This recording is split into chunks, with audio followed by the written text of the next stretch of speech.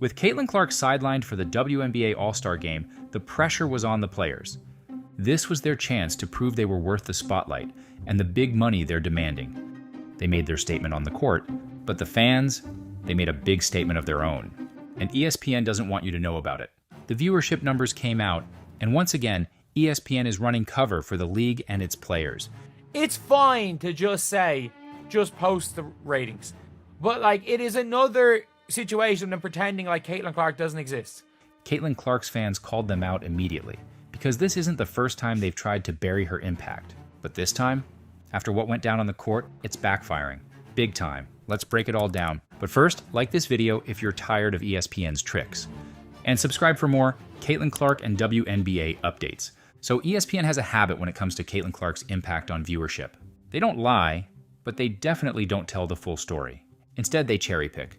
They use numbers that are technically true, but only the ones that fit the narrative they want to sell. And when it comes to Caitlin, the numbers they don't mention are even more telling. Take this, for example. After the 2025 WNBA draft, ESPN proudly reported that viewership was up 119%. At first glance, that looks like a massive win for the league. But look a little closer, and you'll notice something odd. They're comparing it to 2023. So, why skip 2024? Anyone in marketing or media will tell you, you compare year over year, this year versus last year, not this year versus 2 years ago. So why would ESPN skip the draft from 2024? Because that was Caitlin Clark's draft, the one that drew 2.45 million viewers. And if they compared against that, the real headline would have been this: draft viewership is down 49%. But they didn't want that story out there. And the truth is, this isn't a one-off. They pulled the same trick during March Madness in 2025, in the second round, the Sweet 16, and the Elite 8. ESPN compared viewership numbers to 2023. Now, Caitlin was in the tournament that year, so at first glance it seems fair. But then, the moment they got to the Final Four in the national title game, suddenly the comparisons stop. No more 2023. Instead, they just said, third highest ever, which sounds impressive, until you remember the 2 years ahead of it were 23 and 24. Both years Caitlin made the Final Four. So what happens if they do show the full numbers? They'd have to admit viewership dropped by over 10 million. So yeah, they'll compare against Caitlin Clark if they beat her numbers. But if they don't, silence. That's not an oversight. That's deliberate. And the funniest part, they don't think fans will catch it. They think if they throw out enough big-sounding stats, people will believe women's basketball just keeps setting records without Caitlin Clark. When in reality, they're making it even more obvious. It's the Streisand effect. It's what happens when you try to hide something, and by doing so, you draw way more attention to it. That's what ESPN's doing right now. And Caitlin's fans? They catch it instantly and call it out every single time. Because every spin, every selective stat, every dodge just proves one thing. Caitlin Clark is driving the growth, and clearly, they don't want us to know that. But it's not just ESPN. It's a problem across the entire W ecosystem. Because every time the league, the players, or the media try to downplay Caitlin's impact, they don't diminish her. They just expose themselves. And honestly, at this point, it's become a comedy. When Caitlin Clark won Time Athlete of the Year, the backlash came fast.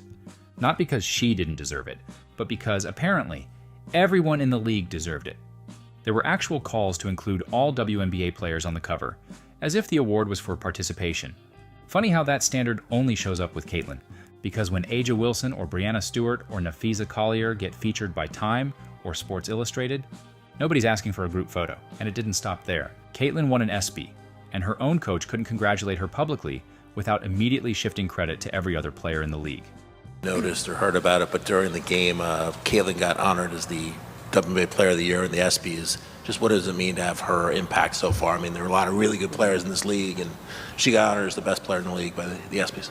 Yeah, I mean, obviously she continues to get new awards. She continues to break barriers. She continues to do things that we haven't seen before. I mean, obviously you think about the Stewie's MVPs of the league, and championship winners, and Asia's MVPs of the league and championship winners, and of course Sue Bird, who was sitting in the building today. And Caitlin is so fortunate, as well as all these guys, really. I mean, that they don't know anything any different than the WNBA.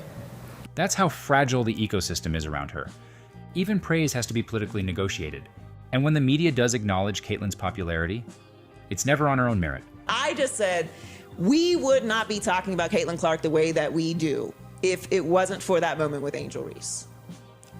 And I will die on this hill. I will die on this hill. I was with you until that. I will die on this hill. I will die on this hill. They say it's because of someone else, a rivalry, a moment, a narrative, anything but the actual player pulling the numbers.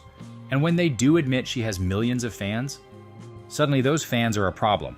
The new fans are sucking life out of the WNBA right now. We'll start with you, Kels, because Lord Jesus, your team and their fans, Jesus, they be getting up in everybody's business. I think so many fans, feel they have the freedom to say whatever they want to us, and unfortunately, there's a lot of nasty things that come with it.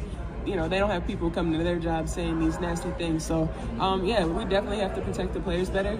And then it escalates. Caitlin's fans aren't just loud. Now they're toxic or hateful or racist. Apparently they don't cheer for Paige Beckers because she advocates for social justice. Or Caitlin should have picked Angel Reese in the All-Star draft, just to keep her fan base in check. Even the Phoenix Mercury got in on it, with a not-so-subtle message implying Indianapolis isn't a safe place for players. It's wild.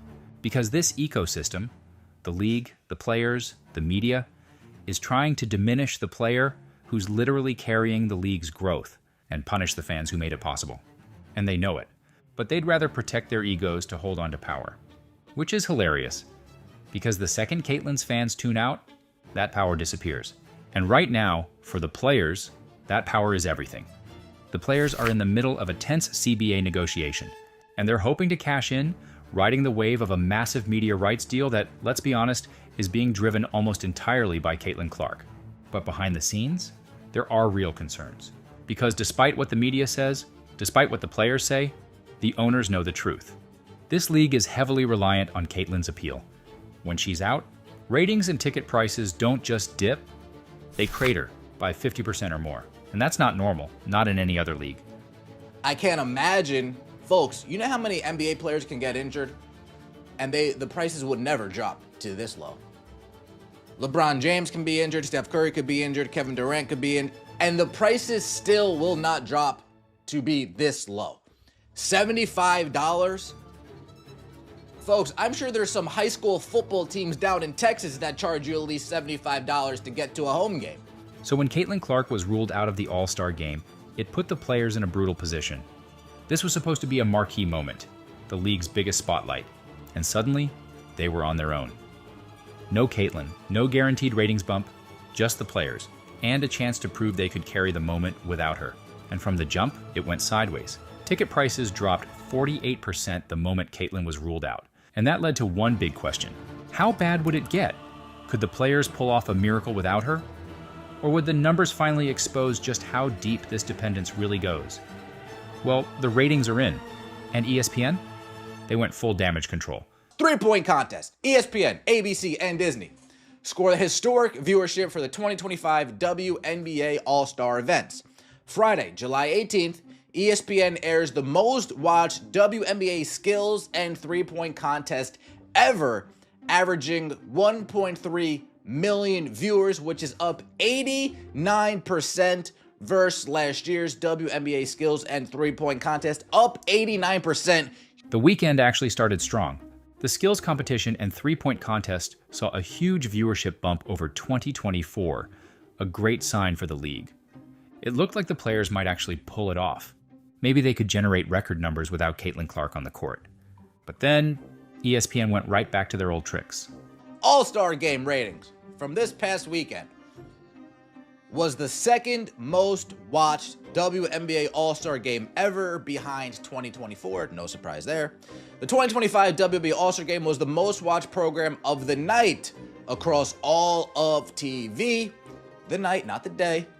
With 2.2 million average viewers, up 158% from the 2023 WNBA All-Star Game. Did you catch it? They compared the All-Star Game ratings to 2023, the year before Caitlin Clark entered the league. Even though, just a few lines earlier, they had compared the skills competition to 2024 in the same post. So, why the sudden change?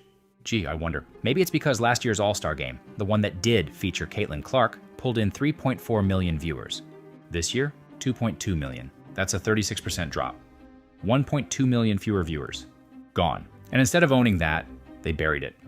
Can you imagine saying Kareem Abdul-Jabbar is the NBA's all-time leading scorer, and then putting a little asterisk that says, except for LeBron? That's what this is. A deliberate choice to spin the numbers in a way that sounds impressive, without telling you what really happened. Because most people are busy. They see 2.2 million viewers, and up 158%, and think the league's exploding in popularity. They don't have time to look closer, and ESPN knows it. So yes, the numbers are technically accurate, but the way they're framed, it's designed to mislead, to tell a story that isn't real, to make it sound like this year's All-Star Game was, get this, historic. Not this is historic. And they were like, scored historic viewership. How is it historic when it's like half of last year? Last year was nearly 4 million. How is it historic when it's like half of last year? And here's where ESPN really messed up. Because instead of smoothing things over, their spin amplified the problem. It triggered the Streisand effect. Everyone noticed the 2023 comparison trick. Well, Uncle KC, ESPN was comparing this year's All-Star Game to 2023. Why? Why in the hell would they do that? I'll tell you why ESPN did this. This is another example of the mainstream media protecting the WNBA. This is another example of ESPN polishing the turd with this dump of a league. Here's the thing. 2.2 million viewers is actually great by WNBA All-Star Game standards. But the drop, down 36% from last year's record with Caitlin Clark, makes her impact impossible to ignore. And it makes what the players did over All-Star Weekend kind of embarrassing. They puffed out their chests. They wore the protest shirts. Pay us what you owe us. They used a fan event to push their message about what they deserve. And here's the truth. It was a gamble in the court of public opinion, and it backfired. The WNBA players in their pregame warm-up came out in these t-shirts, pay us what you owe us. And then immediately pivoted to playing the worst All-Star game in the history of professional All-Star games. They took the court in t-shirts. Pay us what you owe us. We're underpaid. This league has lost millions of dollars, but we're underpaid. Pay us what you owe us. And then they served up a doo-doo sandwich to sports fans. And then came the cherry on top, Kelsey Plum. In the post-game press conference, she called out Caitlin Clark and her team, implying that they didn't care enough to meet about the protest t-shirts. The t-shirt, just United Front, was determined this morning that we had a meeting for. And, not to tattletale, but 0 members of Team Clark were very present for that. But no, we were just, we had a very... that really needed to be mentioned. She said that in Indy, Caitlin's home market, after an event that was supposed to unite the league. It was an insane misstep. Instead of praising Indiana for hosting a record-breaking weekend, instead of celebrating the sold-out crowd, the city, or the fans, she took a shot at the one player who is literally giving the league the platform to demand more. Kelsey and others tried to laugh it off as a joke, but Caitlin's fans, again, the ones who are about to put much more money in the players' pockets, didn't see it that way. NBA champion and broadcaster Stacey King said exactly what needed to be said.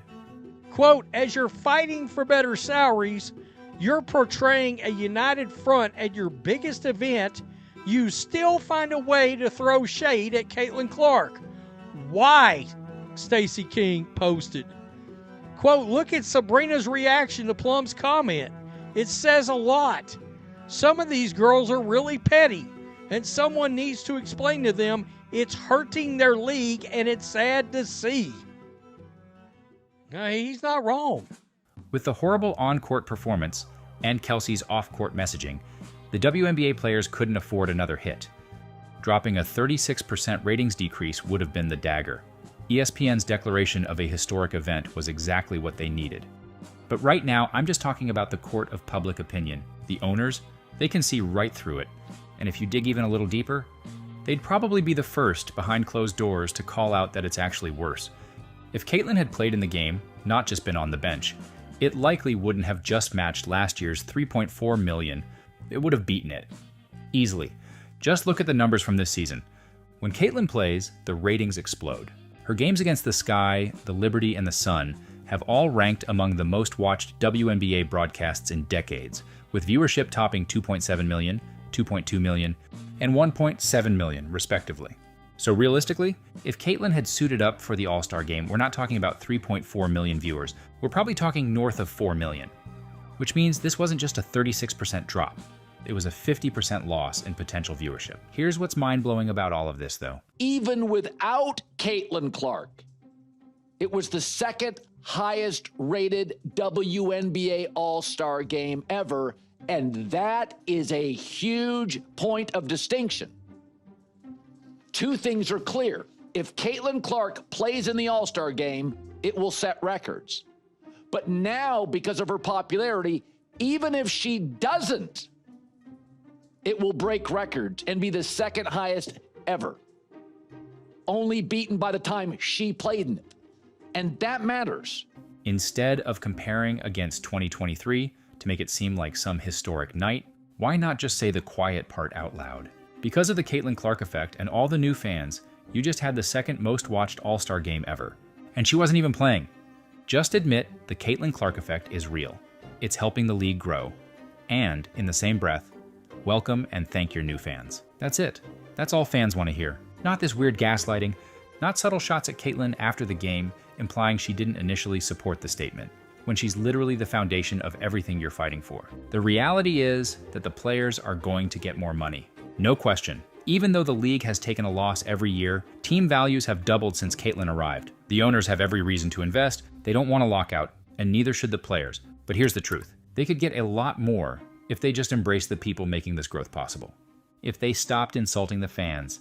If they stopped pretending Caitlyn's not the reason the numbers are moving. Because the more they resist the Caitlyn Clark effect, the more abundantly obvious it is that it exists. And the longer Caitlyn remains the only player those fans care about. If you're still here, drop a GOAT in the comments, because that's what you are. Thanks for watching. See you next time.